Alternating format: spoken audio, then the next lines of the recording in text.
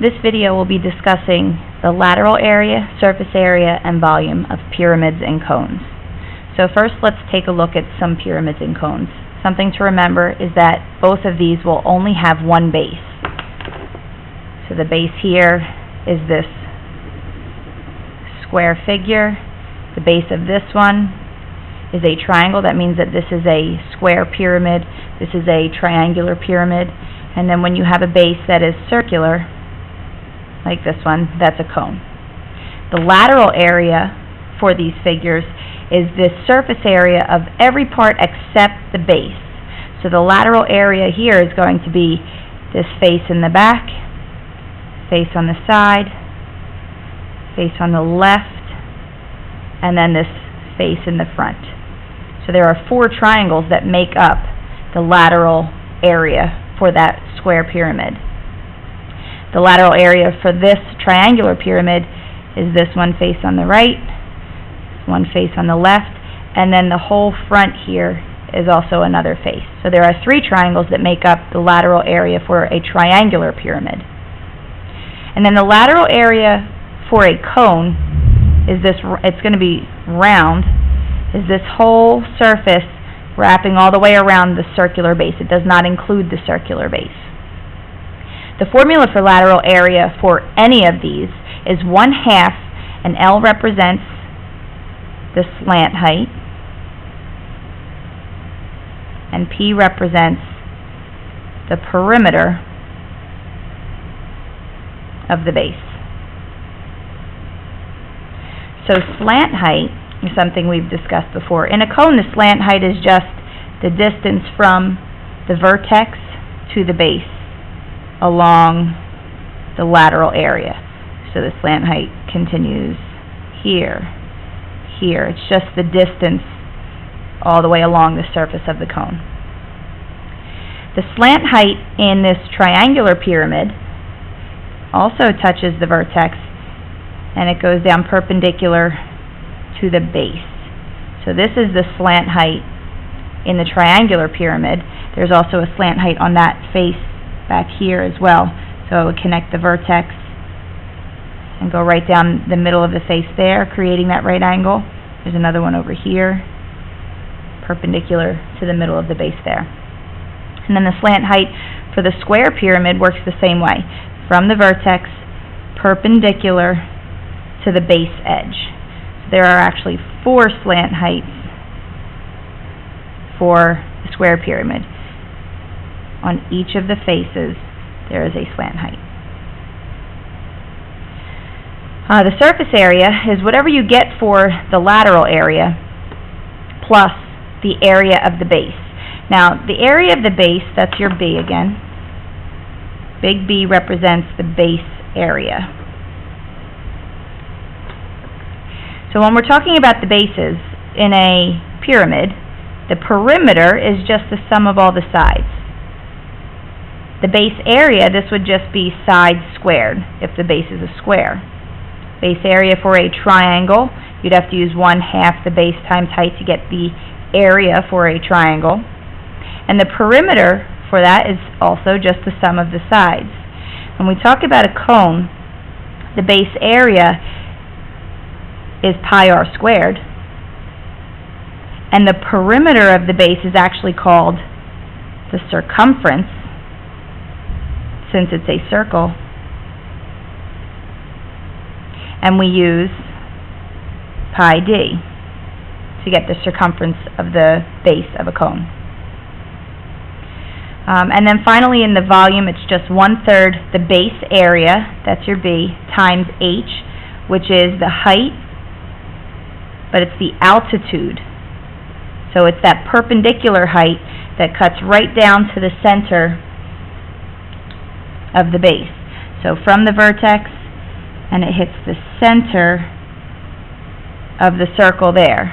From the vertex, goes down and hits the center of the triangle. So it's perpendicular and hits the middle of the base.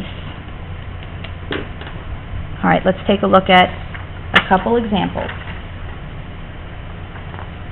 The first example is a regular square pyramid. And I should add right to this as well. Okay, so that means that the base is a square. The sides of the base are all the same all the way around.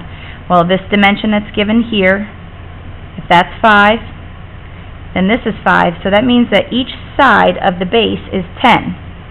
10 on each side. The other information we're given is that the height is 12. Let's just jot that down. To find lateral area, we'll start with that. We need the slant height and we need the perimeter of the base. Well, the slant height, if I have the perpendicular height, the altitude, and I have this piece right here, I have a right triangle. I'll redraw that down here. This right triangle has a side that's 5, side that's 12, and we're looking for the hypotenuse. Well, this is one of our Pythagorean triples. The hypotenuse is going to be 13. And that means that the slant height, with a cursive L, slant height is 13. And I need P, the perimeter of the base. Well, if each side is 10, 10 plus 10 plus 10 plus 10, that's 40. So to calculate the lateral area, I'm going to plug into that formula, 1/2, the slant height is 13, and the perimeter of the base is 40. And when I punch all that into my calculator, I end up with 260. And my units were in inches, and because this is lateral area, that's inches squared.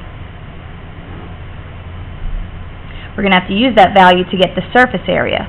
So surface area is whatever we just found for the lateral area, 260, plus the base area. Well, if my base is a square, each side is 10, then the base area is just 10 squared, or 100. So the surface area is 360, and again, surface area, inches squared. And finally, the volume, 1/3. Base area we found was 100, and the height was given to us as 12. 1/3 of 12 is 4. 4 times 100, 400. Now, because this is volume, it's not going to be inches squared, it's going to be inches cubed.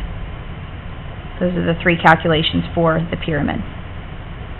Now let's take a look at a cone.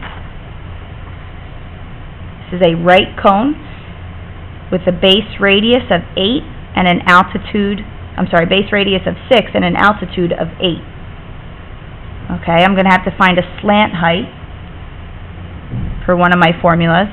Well, again, I have this right triangle created here, and if this leg is 6 and this leg is 8, this is actually a 3, 4, 5 triangle. Double 3, I get 6. Double 4, I get 8. So double 5, that means the hypotenuse would be 10. And that hypotenuse in that right triangle is the slant height of the cone. I also need to calculate the perimeter of the base. In this case, because it's a circle, the perimeter of the base is actually the circumference, which is pi d. Well, if the radius is 6, then the diameter is 12. So this would be 12 pi for the perimeter of the base. So when I plug into my lateral area formula, 1/2, slant height is 10, perimeter of the base is 12 pi. So this is exactly 60 pi centimeters squared. And you can get an approximate answer, but sometimes it's easier to just leave it exact. This would be approximately 188.496 centimeters squared. Alright, let's move on to surface area. So we're going to use this 60 pi because that's the lateral area. And we have to add the base area. In a circle, the base area, we use the formula pi r squared. So my radius is 6, r squared, that's 36 times pi. When I add these two up, I get 96 pi, still area, surface area, centimeters squared. And if you wanted to do approximate, that's approximately 301.593 centimeters squared. Okay, and finally for the volume, 1/3 the base area we already calculated as 36 pi times the height, and the height was given to us. The height is 8 centimeters. That's that altitude, the perpendicular height. So times 8. When we punch this in, this is also 96 pi, only this is centimeters cubed because it's volume, and that's also approximately 301.593 centimeters cubed.